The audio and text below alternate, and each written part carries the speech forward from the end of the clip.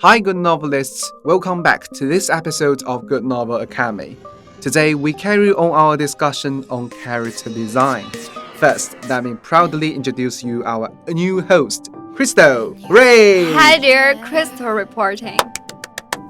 Before you ask where is Sissy, don't worry, he's still on board. You see, we have recently expanded our crew, and now we got two more hosts, who is Crystal and Alex. We will form groups of two and take turns to host the program, so you should expect to hear from Sissy and Alex co-hosting in the next episode. So we have talked about one simple strategy to build more convincing characters, back their actions with motivations. You made the focus of today's episode, right? What's the topic? Character arc, I recall. Yes, but we shall not drag you into these abstract theories of creative writing. As always, we offer only practical suggestions with one simple objective in mind: to drain your readers' pockets. Very realistic. And trust us, as web fiction editors, we're the experts in draining pockets. We have analyzed the bestsellers on our platform.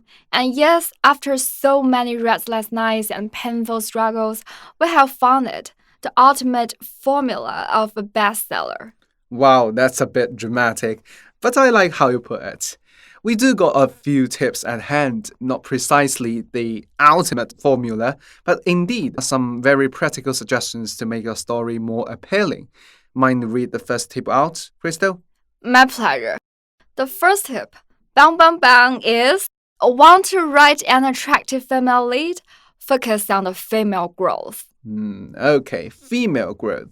I have heard this collocation multiple times. Guess it's also the case for your guys.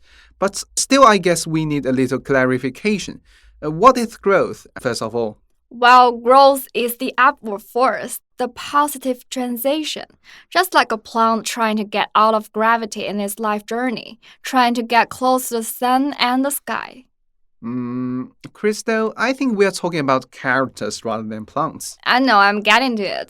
In their journeys throughout the story, your character will grow too. Such growth can be seen as a positive change in a character's social status, financial situations, ideological awareness, inner strength, or sometimes magic power in fantasy. So it's the same thing as the character arc. Yes, character arc, character's development, character's growth, all the same thing. Why do we need to display this growth in our story? Or to say, why is this character arc important in storytelling? Well, simply put, readers like to read stories with growing protagonists. If you look back at old movies and novels, you will find that the growth of the protagonist almost determines the popular evaluation of these works. The successful characters like Scarlett O'Hara in Gone with the Wind, Jane Eyre in Jane Eyre, Jenny in An Education, Julie in Flipped, they all experienced a clear path of growth. They strived, they lost, they struggled, they changed, then they did it. On the contrary, some fictions fail to be intriguing only because their characters stay the same from beginning to the end, just virtual cardboard castles. Would you give me some examples of growth, like how exactly such protagonists grow in the stories? Sure, let's look into the classics first. In Gone with the Wind, the protagonist Scarlett is a free-spirited, willful woman in the Old South when America was then in a civil war. However, her modern spirit, her lusts, her headstrong passions, her pursuit for freedom without fear of the world, was not released from the beginning, but was repulsively concealed under the restraint of women in that era. Under this cover, her pure desire for love and a better life made her look greedy, cunning, and corrupt. Well, she did marry 3 times with different men and ran a wood factory to do business in public, which is fairly injurious to morals in that social environment. Yes, and it was not until she met Red, a soul that saw freedom like her, that her nature was gradually released with its recognition. But in the end, Scarlett lost the Red because of some, complex reasons. Yeah, Red left her after their daughter died. I think maybe this is because Scarlett's love for him came so late that Red had transferred all his love to their child. He once said to Scarlett, "She's so like you, so carefree, willful, fearless." The loss of this child must have hit them hard. Definitely. It's also a heavy hit for Scarlett to lose Red.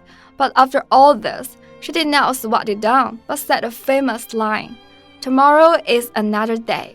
Wow, she's indeed a strong, optimistic woman, isn't it? Yes, from the first naive, spoiled girl to the last independent woman who can pick the beam, Scarlett really changed a lot. Yeah, now I can see her growth. It's quite obvious and heart-shaking. However, not all the character growth is so inward and delicate. More often, it's fairly simple and rough, like get rich. Like Janaya, she finally inherited a large legacy.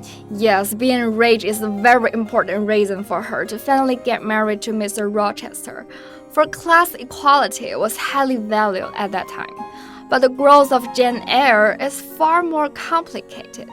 Initially, she is a shy and introverted girl, but gradually she became confident and free. This reminds me of Bella in the Twilight series, who finally turned vampire to marry Edward. Being a vampire means she gained power, speed, and eternal life, and this removed her barriers of being a fragile woman to be with Edward. Yes, equality and balance of power are always important in romance. Yeah, so generally, the protagonist begins the story as one person, and then she transforms, grows, or changes throughout, and ends the story as a different sort of person.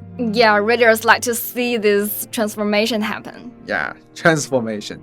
That's the golden rule for writing a good story. Okay, so our next question is, how do we write growth in our story? Well, simple. All you need is to give your characters two goals, one initial goal and one hidden goal. Your protagonist should start with the initial goal, one she has long been aware of and eager to achieve. But all the way along the journey to accomplish the goal, she gradually realizes another goal, her deeper inner subconscious unperceived desire, which is often contradictory to her original objective. This will inevitably lead to confusion, hesitation, and even pain. But eventually, she will listen to her inner call and meet her true mission. With this transformation, you complete the character's arc. Would you give me an example of how to write the two goals? I mean, the initial and the inner goal. We can take the film An Education, for example. Jenny, a bright, straight-A schoolgirl, quit school after a rich man David seduced her and promised her a luxurious life. That's bold. Why would she do that? Well, she wants to live a better life. That's her initial goal, one that she has been attempting to achieve. Her ladder to achieving that goal at first is getting into a top university, but marrying a rich guy is apparently the shortcut. Reasonable. So what happens next? Things can't be that easy. Yeah, of course it can't. She soon found that David had been cheated on her, and he was already married. After the scumbag man's deception and experience of the empty, extravagant life, Jenny realized her inner unperceived goal, which is to be independent and able to control her own life, but not simply being rich. Then she returned to school and finally got an offer from Oxford. So the arc is the transformation of this girl, from her initial objective of getting rich to the revelation of her inner desire of getting independent. Yes, and self-awareness is always hard. In such transformation, there will be conflicts, hard times, many unlucky incidents compelling her to change her original goal and step onto another track. And when the transformation is complete, we see a character arc accomplished and the growth happening. Thank you, Crystal. That's a very good example. Okay, we have learned about growth, which is character arc. We have seen that good stories often feature the growth of the protagonist, and to display their growth, give the protagonist two goals, which is initial goal and inner goal at the beginning of the story. So, in their struggle to fulfill their initial goal, they will gradually realize what they really want, and this realization will form the curve of their development. Now, let's talk about the female part. Why do you think we should highlight that?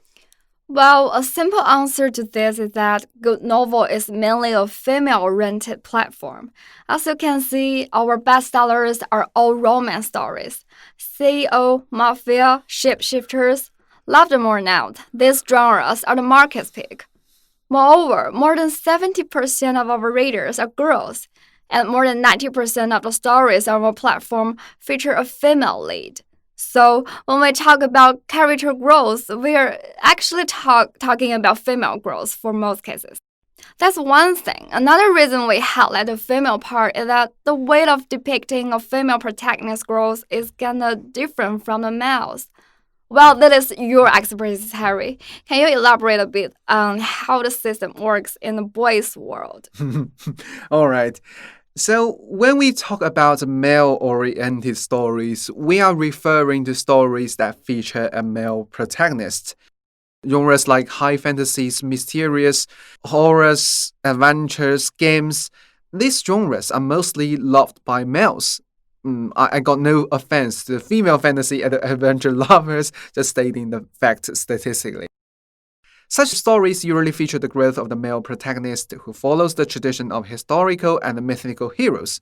Oh, that's adventure, that's defeat the enemy, that's save the world, that's rescue the princess. Our conquest is the sea of stars. Okay, I see your passion in this. Calm down. Back to the topic. What's the difference between male and female growth? Yeah, sure. Sorry. In male-oriented stories, the growth of the male lead is mainly through his own efforts. For example, the charismatic Charlie Wade. You must know that book, right? That's the most popular and profiting story on our platform, featuring the growth of the male protagonist Charlie Wade. He is belittled by all his family members and everyone around him, but with his wisdom and strength, he shames the shit out of them. In this story, all characters other than Charlie Wade are purely functional, whose purpose of existence is mainly to create obstacles for the male lead and push forward the story.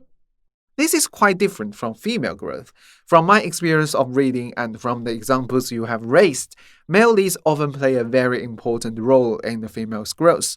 Yeah, that's true. In the case of Jane Eyre, her growth is built on her love for Mr. Rochester. In the case of Bella, her growth into a strong vampire is largely due to her relationship with Edward. In the core of all successful romance stories, there is love. In writing a romance story, if you want to make your female protagonist suffer, let it be love. You want to earn some pity points for your protagonist? Good, let her boyfriend abandon her. You want to let her grow and transform into a stronger woman? Sure, make her fall in love and let this relationship reshape her. Truly. The romance stories on our site almost all feature a female lead. Female lead was hurt by surrounding people, but not her beloved one. So, I'm thinking, why not do something different?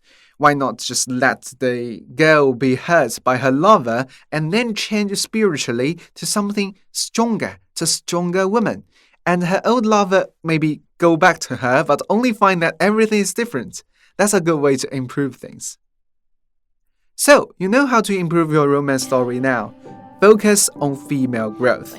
Let's say the transformation of the female protagonist, that's your primary mission, and get ready preparing your protagonist's two goals to accomplish the character arc. Last but not the least, don't forget the romance elements in your story. Yep, and that is all for today. Enjoy writing, dear good novelists, and may the muse be with you. Bye-bye. Bye. Do you think about me?